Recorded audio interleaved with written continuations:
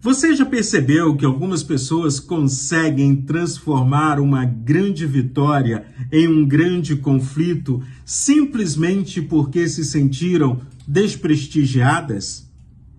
Estamos lendo o capítulo de número 12 do livro de Juízes. E mais uma vez temos um conflito no meio do povo de Deus, um conflito entre irmãos.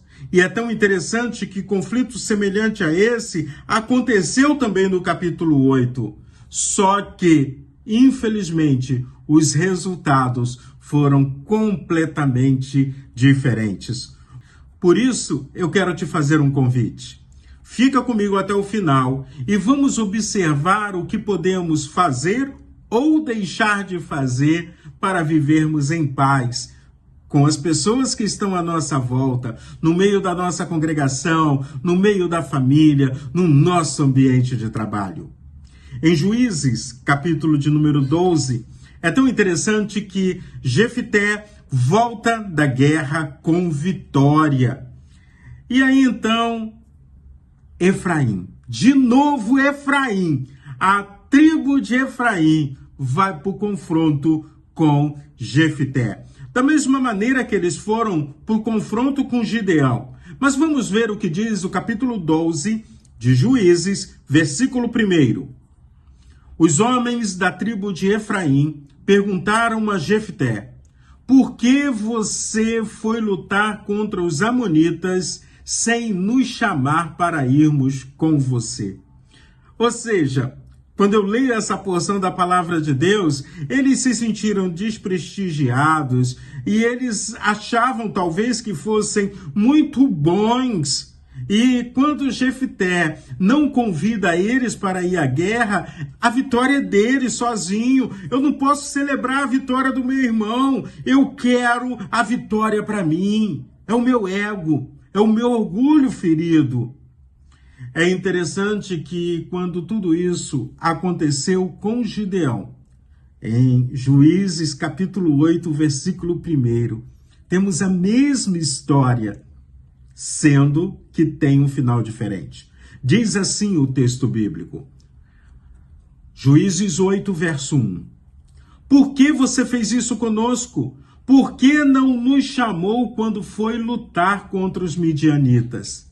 Ou seja, a mesma tribo, a mesma reclamação, o mesmo orgulho ferido. Eles querem guerra, eles querem lutar, eles querem brigar e não foram convidados para isso. Só que os resultados, Jefté e Gideão, foram completamente diferentes. Enquanto Gideão age com humildade, buscando a unidade, buscando a paz, Jefté agiu diferente. No verso 3 de Juízes 8, nós lemos assim: quando Gideão falou isso, eles ficaram satisfeitos e se acalmaram.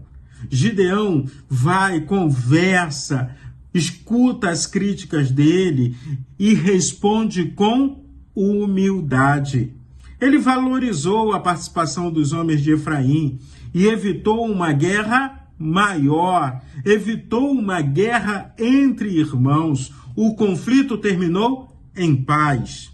Jefté responde com dureza, com arrogância, com autoritarismo. E aí então a história toma outro rumo.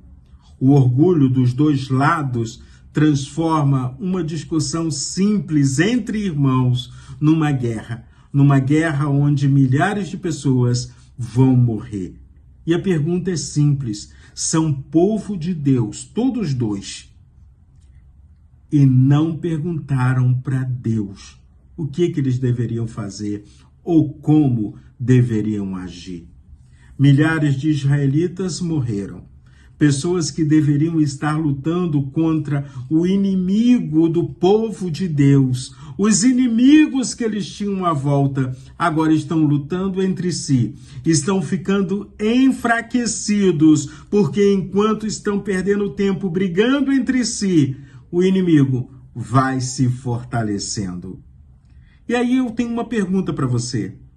Quantos conflitos seriam evitados se no mundo houvesse mais humildade e menos necessidade de provar quem está certo, quem é que tem razão. E quando eu falo de humildade, eu falo da vivência de uma experiência de unidade. Quando eu falo de unidade, eu não estou falando de cumplicidade com o pecado, mas eu estou falando de unidade no sentido de vivermos o propósito do Senhor para todos aqueles que creem que Jesus Cristo é Senhor e Salvador da sua vida. Eu quero falar com você sobre o que significa sermos verdadeiros discípulos do Senhor. Na noite anterior a Jesus ser pendurado na cruz, na sua oração que está lá no Evangelho de João, no capítulo 17, versículo 21, o próprio Jesus diz: e peço que todos sejam unidade. O que Jesus Cristo orou por nós, orou por mim, orou por você, é por unidade. E unidade não é a mesma coisa que uniformidade. Uniforme é tudo igual. Unidade não. É a capacidade que Deus nos dá de pessoas diferentes, pensando diferentes, poderem estar juntos num propósito maior, de filhos de Deus, proclamando a verdade do Evangelho no mundo que nos cerca.